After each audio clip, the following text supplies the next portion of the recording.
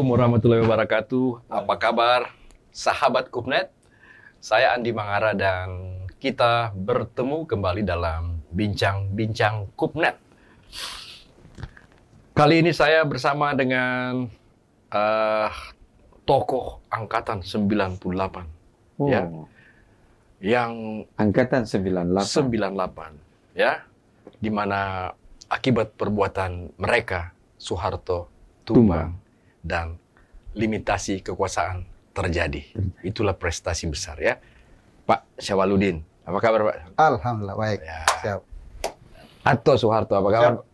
Sehat? Alhamdulillah sehat, Opo. Teman saya Arman Arfa yang akan jadi teman ngobrol kita sore hari ini untuk dua narasumber kita ya. Dan saya kira Pak Arman langsung ya.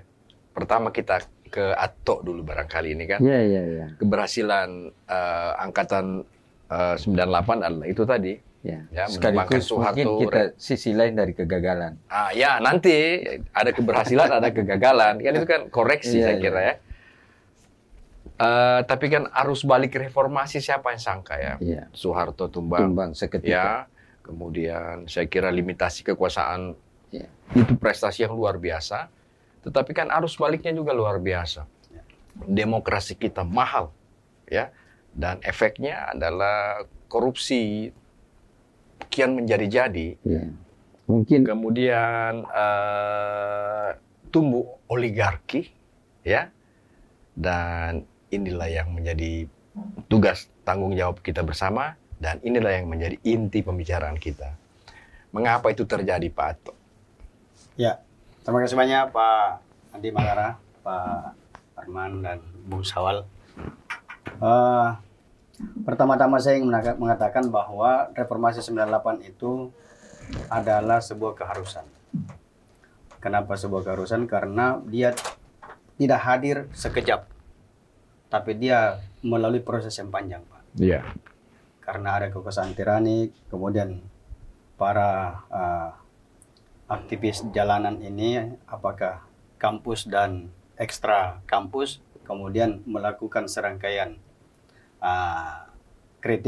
otokritik terhadap kekuasaan, terhadap pemerintahan, sehingga pada puncaknya pada 21 April 1998 itu kemudian limitasi kekuasaan yang seperti dikatakan Pak Andi tadi itu terjadi.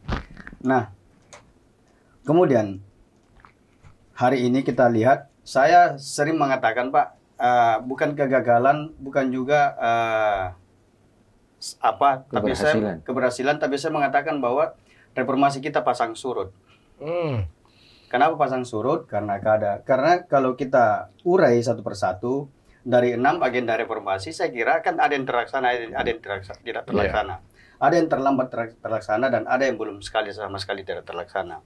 Nah, kemudian yang kedua, ada beberapa yang menjadi starting point kita di angkatan 98 bahwa yang agenda utama kita kan membuat kekuasaan itu berbatas. Ya. Kemudian kekuasaan itu harus diakhiri, kekuasaan otoritarian ya, tiranik itu harus diakhiri. Kemudian puncaknya itu adalah setelah Soeharto jatuh, itu adalah salah satu keberhasilan yang sangat luar biasa. Nah, apakah apa langkah selanjutnya? Ya, langkah selanjutnya adalah bagaimana menjalankan reformasi itu secara konsisten dan konsekuen. Tapi disitulah pasang surutnya hari ini, hingga hari ini, bahwa terjadi pasang surut itu, anggaplah satu, Pak Andi, saya melihat bahwa ada satu kesyukuran kita reformasi itu ada. Karena di Republik ini dari misalnya rekrutmen politik itu sudah terbuka lebar dengan adanya kebebasan mendirikan partai politik, kemudian dengan terlaksananya 4 kali pemilu secara demokratis ya, kita anggaplah demokratis karena diikuti oleh seluruh multipartai mulai dari 99, 2004, 2009, 2014 dan 2019 kemarin. Itu adalah salah satu keuntungan dari adanya reformasi. Semua orang bisa masuk dan terlibat dalam demokrasi itu. Akan tetapi ada sisi lain dari itu, sisi negatifnya saya kira, misalnya di agenda reformasi 98 itu adalah salah satunya pelaksanaan otonomi daerah. Otonomi daerah itu mungkin pada satu sisi untuk bagaimana daerah itu bisa berdaya, bisa mandiri, tetapi di sisi lain itu bisa membuat raja-raja kecil di daerah menjadi sentralistik, menjadi daerah itu semakin tidak terkontrol, dan akhirnya hari ini sistem tata negara kita seperti mau dikembalikan ke Orde Baru lagi. Jadi terjadi pasang surut. Jadi ada asumsi yang berkembang di masyarakat bahwa salah satu-satunya legasi dari reformasi yang dibuat oleh Angkatan 98 adalah Soeharto tumbang. Selebihnya setelah itu memang kelihatannya ada kecenderungan generasi itu tidak siap di dalam mengolah bangsa ini, sehingga banyak hal yang menjadi masalah di dalam proses perjalanan. Tetapi terlepas dari itu, kita harus mengakui bahwa reformasi sudah melahirkan sebuah proses demokratisasi di kehidupan berbangsa kita, dan tinggal bagaimana sebenarnya figur-figur yang terlibat dalam proses kegiatan berdemokrasi kita ini setelah proses reformasi berjalan diisi oleh figur-figur yang baik. Nah, rekrutmen itu yang menjadi masalah. Mungkin ada komen dari Pak Syawal. Bung Syawal. Bung Syawal. Kalau saya mau catatan karena Bung Syawal ini sangat kritis dengan kehadiran Pius kemarin.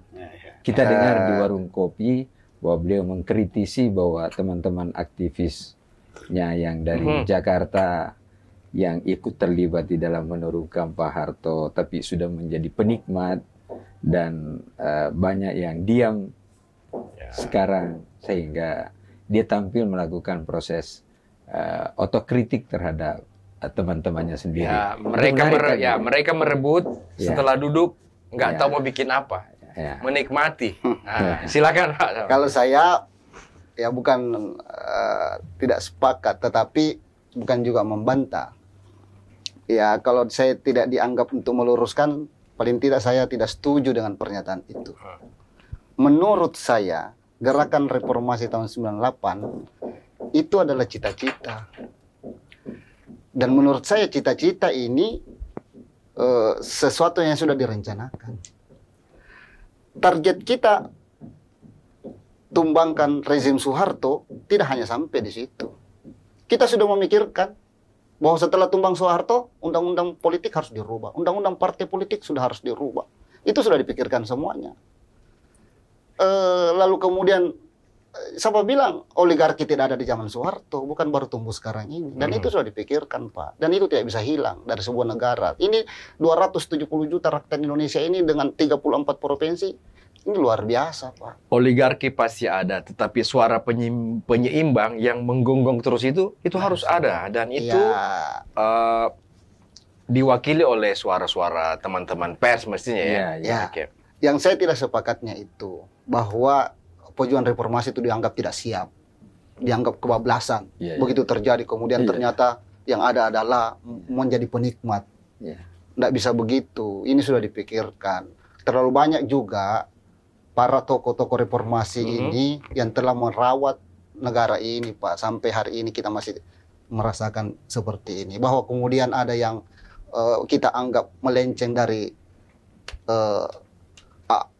roh reformasi, itu biasa menurut saya. Seperti apa itu yang menurut anggapan orang banyak, pandangan umum itu adalah jauh dari harapan, tetapi Anda menganggap itu hal biasa?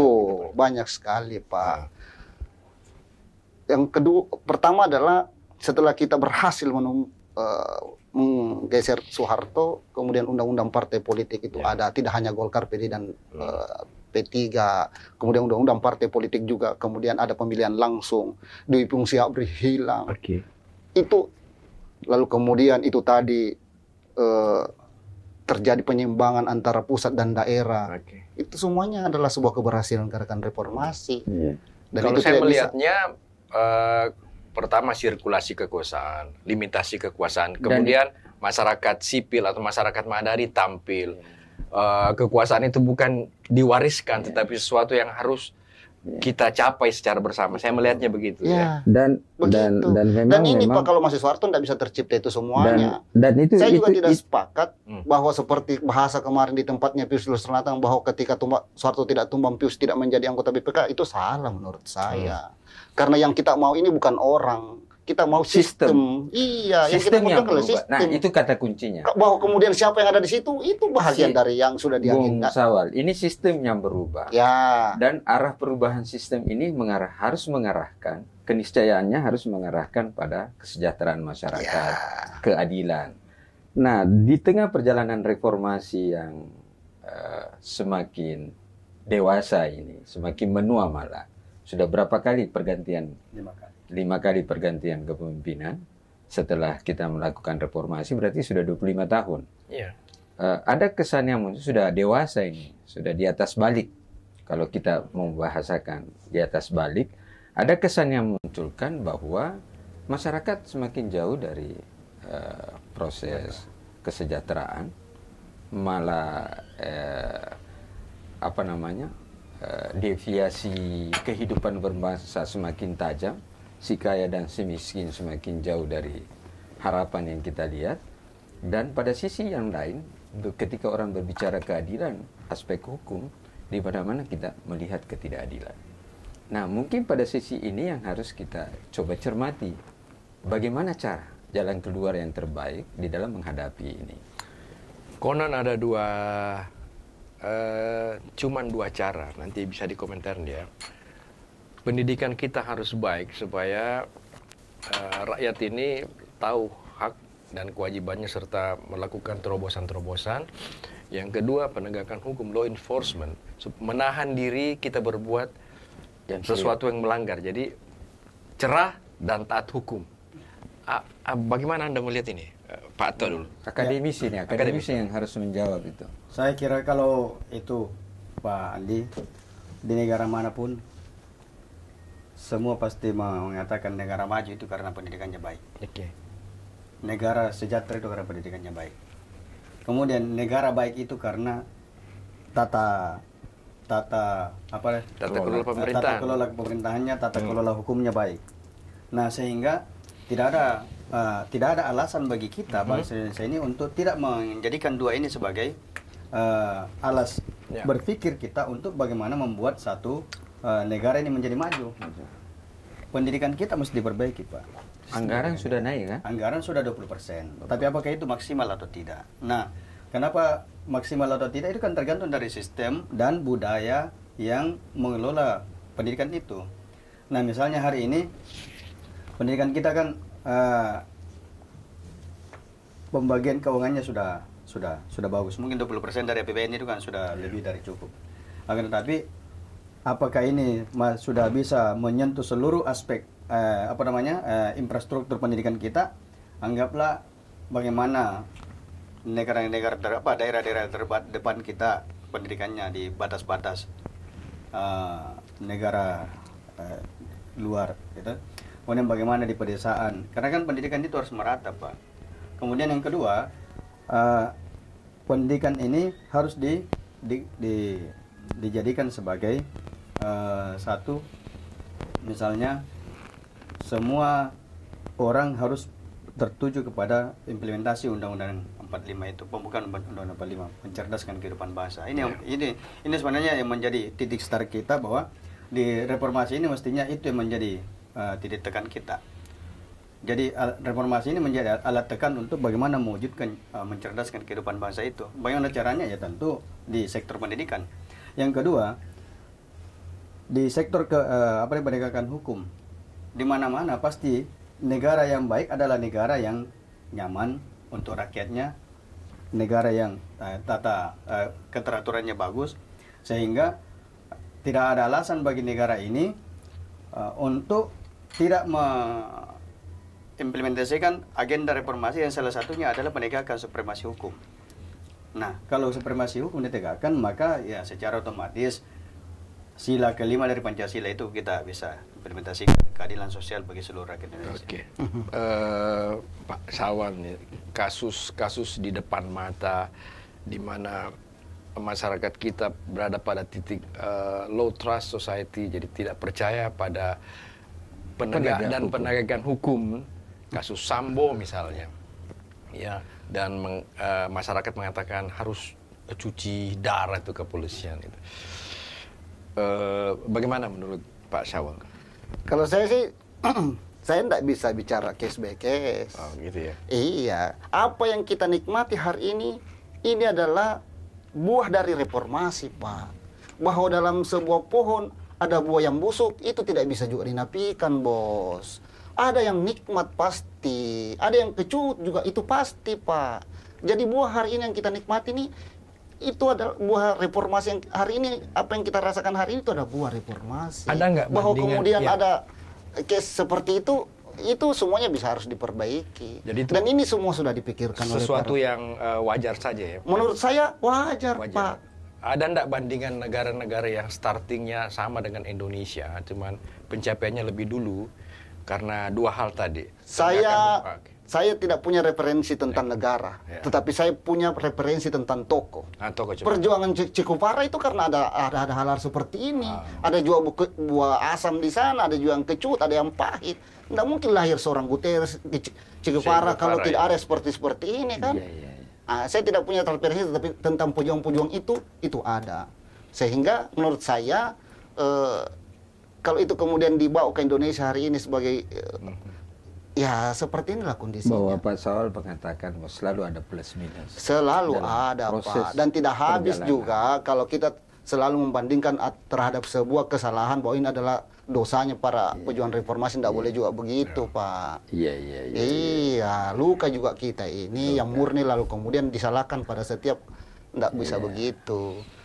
Jadi niat sudah baik, tata kelolanya barangkali yang perlu dipikirkan bersama ya. Kalau saya mungkin ada yang perlu tujuan kita memang merubah sistem, bahwa kemudian ada orang yang jahat di situ, kemudian itu salah. Kan begini Pak Syawal, beberapa hari lalu di tempat ini kita juga diskusi tentang dominasi oligarki yang merusak sistem ini. Tetapi saya sering mengatakan bahwa dalam bahasa agama, kata oligarki itu sebenarnya bisa diterjemahkan pada sekelompok orang. Selalu di bahasa kitab suci Quran, selalu ada ajakan untuk sekelompok orang yang memikirkan tentang kebaikan. Jadi kalau oligarki dipahami dalam konteks persekongkolan orang baik untuk memperbaiki sebuah negara, itu adalah sebuah oligarki. Kalau begitu jangan pakai kata oligarki itu bisa diterjemahkan dalam bahasa negatif itu. Bisa positif ya. Tapi oligarki dalam persekongkolan jahat ini yang cenderung merusak kehidupan berbangsa kita. Dan kelihatannya kita tak berdaya untuk itu, Pak Syawal. Ya, aktivis yang kita eluk-elukkan cenderung tidak berdaya dengan kekuatan oligarki dalam persekongkolan jahat. Aktivis banyak yang berdamai dengan oligarki. Ya, dan banyak. Itu kata-kata itu berdamai dengan oligarki dengan persekongkolan jahat. Karena kan bahasa oligarki itu sekelompok kaum. Dan menurut saya dari bacaan apapun selama ini oligarki pasti negatif. Tidak bisa lagi dipositifkan, Pak. Ya itu bahasa demonstran itu, Pak. Tidak pernah satu kali pun kita bahwa ada yang membenarkan bahwa itu oligarki itu dibutuhkan oleh, tidak bisa, Pak. Pasti negatif. Tapi semua ini negara Pak Syawal ini mencoba santun berbahasa. Hampir semua negara ada kata oligarki. Di Amerika juga oligarki, tapi tetap memikirkan nasib kaum banyak. Kalau saya sih di negara-negara yang sangat yang sangat maju sekalipun katakanlah, tetap ada persekongkolan seperti itu. Tapi sejauh mana yang bersekongkol ini berkeinginan melihat kebaikan atau dia mengatasnamakan persekongkolannya untuk kejahatan. Nah, itu yang jadi problem, Pak Syawal. Kalau saya bukan di situ masalahnya. Kalau saya sih itu oligarki itu hanya bagian dari manuver politik aja. Saya tidak istilah aja ya. Saya tidak sepakat kalau oligarki itu masuk dalam ranjau-ranjau demokrasi. Karena demokrasi oleh orang-orang yang dimasuk dalam pusaran yang dikategorisasi oligarki itu adalah orang yang mengikuti sistem sistem demokrasi. Jadi dia tidak begitulah masuk. Ya mungkin kalau di Jogja mungkin oligarki karena setiap pergantian kepemimpinan di Jogja kan ditunjuk saja. Siapa yang dia mau ditunjuk. Ini sebelum turun sultan kan sudah ada penggantinya, calon penggantinya, sudah ada ratu yang diangkat. Karena kehususannya. Kehususannya. Istimewa. Jadi pada prinsipnya di Indonesia ini adalah kan negara demokrasi. Dan semua sistem yang berjalan di negara ini adalah sistem demokrasi. Pemilunya juga pemilu demokratis. Pilkadanya juga pilkada demokratis. Nah, kalau ada misalnya setelah bapaknya anaknya, setelah bapaknya kan tetap dia akan mengikuti proses mekanisme yang berjalan. Kecuali kalau setelah bapaknya dia tunjuk anaknya, itu kan salah. Jadi kan artinya bahwa oligarki itu bukanlah momok yang menakutkan bagi kita. Yang menakutkan bagi kita adalah rusaknya mental bangsa Indonesia, politisi kita, untuk tidak lagi memikirkan negara ini, tapi dia lebih memikirkan kelompoknya itu saja, ataupun memikirkan komunitasnya. Saya mau ke Pak Sawan nih. Penting sekali ya, penting sekali tentang peranan politik kaum muda dan peranan teman-teman yang masih memegang idealisme untuk masuk dalam sistem yang namanya partai, dan di partai itu dia berbuat. Tetapi untuk itu nggak gampang gitu. Demokrasi kita mahal. Bagaimana agar orang-orang baik itu masuk dalam sistem, Pak? Ya, dengan berhasilnya kita mengubah undang-undang politik, lalu kemudian mengubah undang-undang partai politik, ini dua hal yang berbeda. Itu tentu harapannya adalah bagaimana kemudian orang yang pernah berjuang, orang-orang baik ini masuk di politik, itu adalah harapan. Dan dari proses seleksi yang ada, ya kita bisa melihat hari ini bahwa banyak juga memang para tokoh-tokoh reformis, aktivis 98 yang masuk di dalam sistem itu juga bagus, Pak. Terlalu banyak, Pak. Kalau saya mau sebut itu satu-satu tentang... Nggak usah disebut. Nggak usah disebut. Tentu kita paham bahwa itu sudah sangat banyak dan bagus. Jadi kalau menurut saya, ya kalau masih ada yang tidak masuk, masih bagus, itu ada, tentu ada proses, Pak. Bahwa ini kan salah satu keberhasilan kita kan merubah ini menjadi 10 tahun, 2 periode. Bahasanya tadi Pandi bahwa biaya demokrasi ini kan mahal. Mahal tentu. Bagaimana orang baik itu bisa mahal? Kan mahal biayanya. Mahal biayanya, Pak. Dan menurut saya bahasa mahal, ya saya tidak tahu ya kalau dalam kepala kita bahasa mahal adalah uang. Ya, tidak harus dengan uang. Tidak harus dengan uang. Mahal menurut saya adalah susah, sulit karena proses seleksi itu. Ya. Bahwa kemudian masih ada orang baik yang tidak lolos dari seleksi itu, tunggu konsekuensi ini, Pak. Itu proses alam ya? Itu proses alam, Pak. Terlalu banyak agak juga. Serius dia ini Pak Sawan ini. Enggak, saya sangat menghargai perjuangan teman-teman. Kalau kemudian hari ini kita mau mencela itu, saya tidak mau. Saya tidak setuju. Jangan dicederai. Saya tidak setuju, Pak. Kemudian bahwa yang dianggap kita sekarang kebobrokan, saya tidak kebablasan. Yang perlu kita lakukan adalah bahwa perlu tetap kita melakukan otokritik sebagai bagian dari kesadaran kita melihat bangsa ini baik. Kira-kira begitu. Kira-kira begitu, tetapi ya saya tidak tahu, kita mungkin ketemu dengan orang yang salah. Kalau saya sih tidak bisa. Saya tetap. Salah satu yang perlu diamini oleh reformasi adalah kebebasan berekspresi yang luar biasa. Itu luar biasa menurut saya. Jadi siapa bisa berbicara, walaupun nantinya akan ada undang-undang yang cukup buas yang namanya undang-undang ITE, tetapi kebebasan berbicara itu benar-benar berkah. Bahkan teman-teman aktivis dari sosial, pilarnya itu sampai 5 loh. Jadi selain pers yang mainstream, ada juga the fifth estate yang namanya media sosial itu tadi. Ini sangat berkuasa full. Ada kejahatan langsung dikontrol, ada kejahatan dikontrol. Jadi pengawasan pers menurut saya luar biasa dalam hal ini. Komentar Anda berdua tentang ini, pers dan pengawasan terhadap amanah reformasi. Iya, kalau menurut saya, atau dulu. Ya, silakan.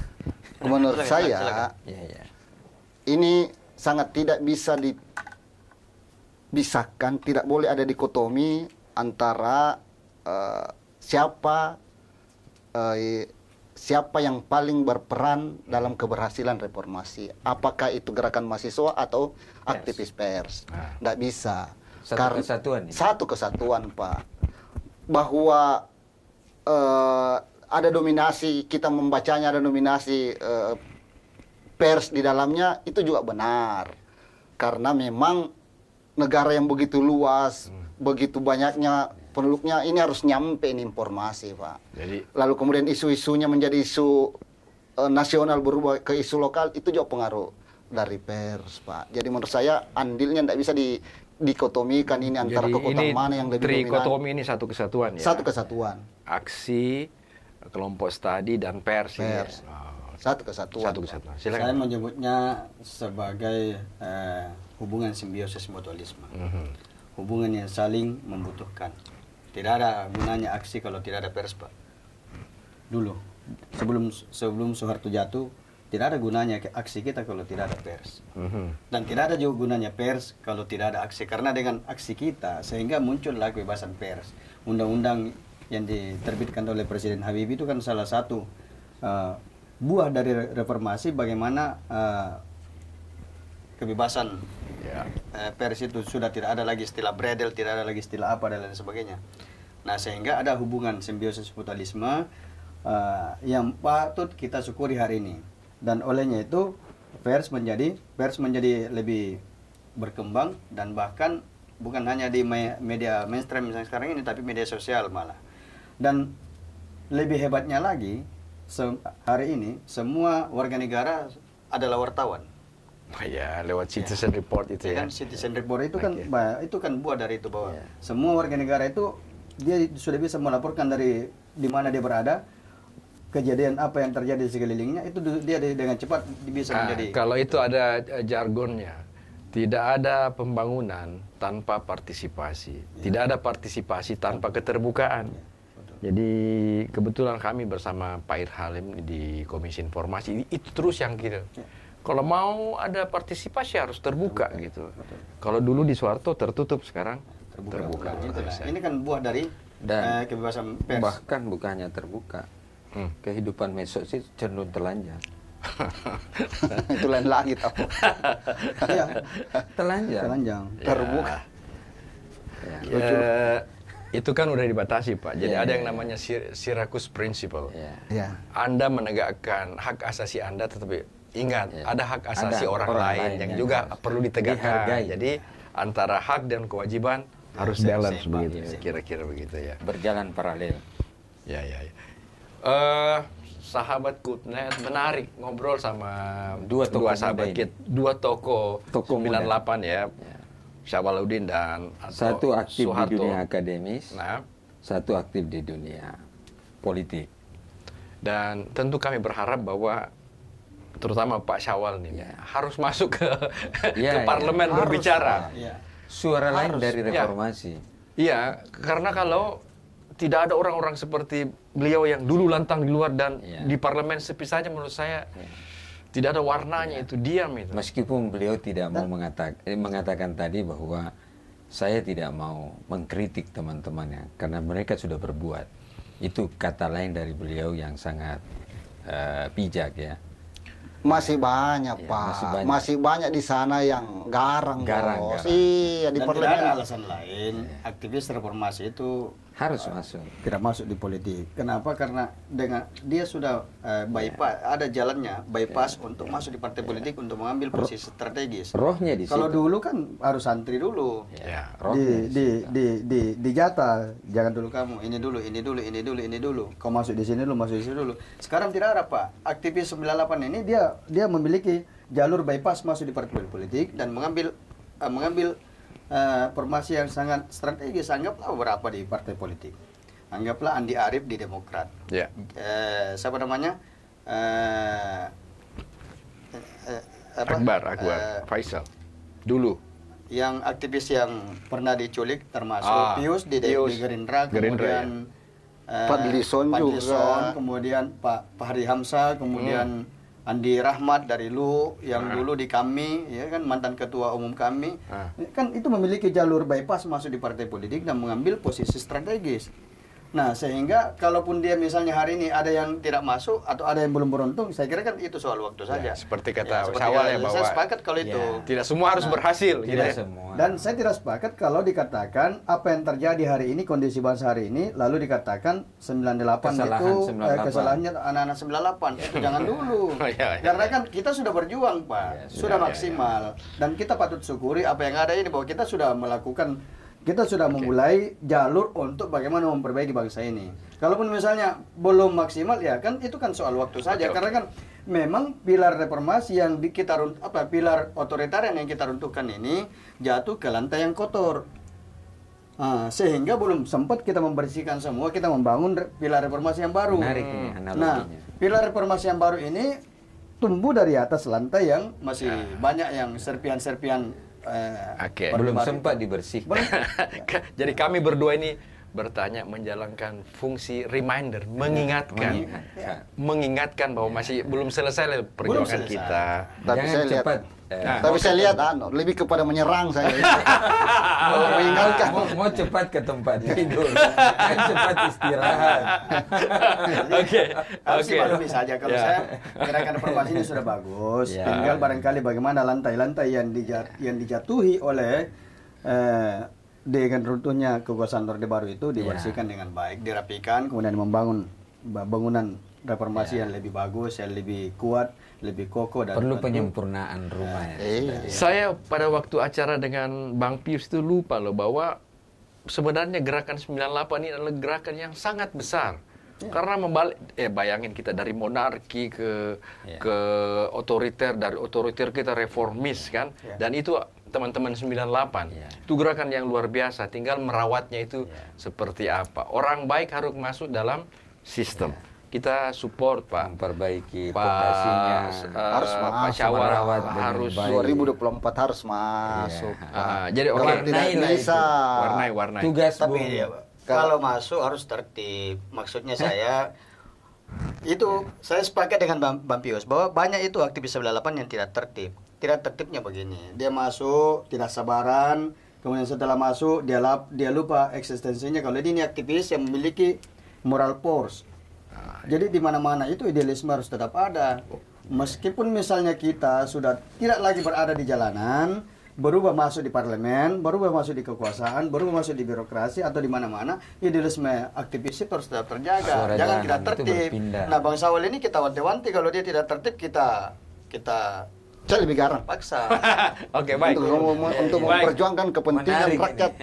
Tidak ada tawar-menawar. Saya kira Pak, ini closing statement Pak Andi tidak cukup memang satu part diada diskusi dua tokoh ini. Perlu ada sequelnya, ada lanjutannya. Dan terakhir perlu ada closing statement dari Pak Syawal tentang angkatan 98 dan koreksi terhadap reformasi. Silakan.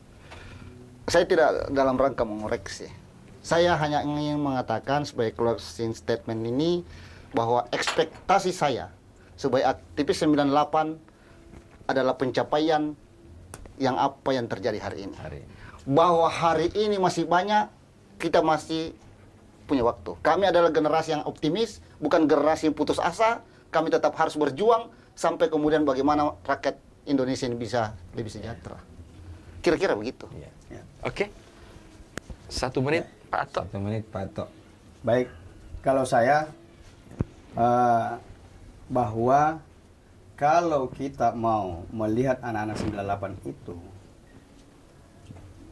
mengambil satu peran penting dan diserahi tanggung jawab yang full, maka masyarakat Indonesia mesti memberikan kesempatan kepada mereka. Jangan satu-satu. Jadi misalnya pemilu 99 cuma 1 orang, pemilu 2004 cuma, kan lebih banyak orang yang saya katakan tadi itu pion yang jatuh ke lantai yang kotor itu masih didominasi oleh orang-orang ini. Kita butuh yang datang membersihkan ini adalah angkatan 98. Tapi kalau cuma satu, kapan dapatnya? Olehnya itu kami berharap masyarakat Indonesia pada pemilu 2024 nanti adalah memberikan solusi kepada angkatan 98 dan seterusnya untuk merubah sistem ketatanegaraan kita. Karena memang kita sudah dari tahun 98 sampai tahun 2001 kami sudah berteriak di jalanan untuk bagaimana caranya melakukan revolusi sistemik. Revolusi sistemik itu adalah start awalnya adalah memotong generasi. Artinya kita harus mulai dari angkatan 98 ini. Semua sendi-sendi kehidupan ini mestinya ini adalah kita potong. Kalau yang dianggap bagian dari Orde Baru kita kasih minggir pelan-pelan, kasih tertib, jadi tahu diri dong, mundur, sehingga angkatan 98 itu bisa memiliki akselerasi yang lebih besar dan lebih kuat lagi. Nah, kalau itu terjadi maka kita berharap masa depan Indonesia akan lebih baik dari hari ini. Terima kasih. Oke. Saya kira temanya ini diskusi kita yang paling bagus itu mau kemana aktivis 98. Itu tahap kedua. Tahap kedua. Itu lebih seru tuh. Dan ada audiens ya. Kita ke studio ya. Itu akan lebih seru, lebih berkualitas kita. Karena kita tidak lagi dicerca oleh sebuah tekanan. Siapa yang menekan? Dia merasa tertekan dari oleh San Francisco yang menekan. Sama. Oke, Pak, kita aja. Jadi part keduanya kita mau kemana aktivis 98. Oke, baik. Itu lebih seru. Sahabat Kupnet, jadi ini masih ada yang menggantung. Kita akan bertemu pada part yang kedua, kata Bung Arman ya, bersama Pak Syawaludin dan Ato Soeharto. Saya Andi Mangara. Sampai bertemu di sequel selanjutnya. Assalamualaikum warahmatullahi wabarakatuh.